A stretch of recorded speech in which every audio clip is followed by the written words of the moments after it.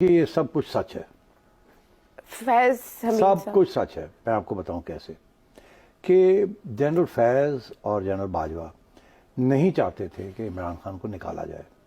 وہ چاہتے تھے کہ پریشر ڈال کے کچھ اپنے کام کروائے جائیں. This was the plan. اور اسی لیے کچھ عرصے کے لیے جنرل فیض کو بھیج دیا گیا تھا آؤٹ آف دی ISI. مگر پیچھے سے دونوں صاحب یہی چاہ رہے تھے کہ عمران کے اوپر پریشر ڈال کے اور کچھ کام کروائے جائیں اپنے. اچھا اس میں سمجھتا ہوں کہ جنرل باجوہ کا ایجنڈا ضرور تھا، جنرل فیض کا ایجنڈا نہیں تھا. مگر نون لیگ کو شاید یہ مولانا کو شاید یہ شک تھا کہ شاید اس پہ جنرل فیض بھی انوالوڈ ہے. نہیں، وہ نہیں انوالوڈ تھے، general Bajwa was involved. Bajwa صاحب ڈبل گیم کھیل رہے تھے. ایک طرف تو جنرل فیض کو کہہ رہے تھے کہ میں چاہوں گا کہ عمران رہ جائے اور میں گھر چلا جاؤں اور تمہیں وہ بنا دے. اچھا. اور دوسری طرف وہ اپوزیشن کے ساتھ انہوں نے رابطے کھول لیے تھے، نواز شریف صاحب کے ساتھ بھی اور شہباز شریف صاحب کے ساتھ بھی. اور ان سے یہ کہہ رہے تھے کہ آپ ووٹ آف نو کانفیڈنس کی تیاری کریں، میں آپ کو MQM وغیرہ ہم ڈیلیور کر دیں گے اور PMLQ بھی آپ کو ڈیلیور کر دیں گے. اور یہ معاملہ شروع ہو گیا تھا نومبر میں.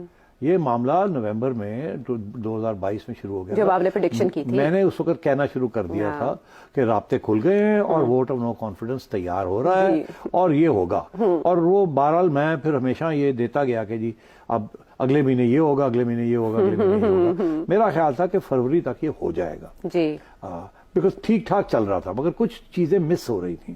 ایک طرف تو یہ تھا کہ باجوہ صاحب نے جب انہوں نے کہا جی اب کریں بھی نا، ہم اکٹھا کریں، دسمبر آ گیا، تو باجوہ صاحب نے کہا کہ نہیں ابھی وہ ایک ریکارڈ کا فیصلہ آنا ہے تو وہ فیصلہ آنے دیں تو اس کے بعد ہم کریں گے. ابھی ہم نہیں چاہتے کہ اس وقت تبدیل ہو جائے گورنمنٹ، عمران خان ہی مور لگا کے جائے ریکارڈ کا فیصلہ ابھی ٹھہر جائے. کچھ اور بلز تو اس قسم کی چیزیں تھیں، ابھی ٹھہر جائے یہ ہو جائے، پہلے یہ ہو جائے. اور خان سے وہ کروا رہے تھے وہ اپنے کام.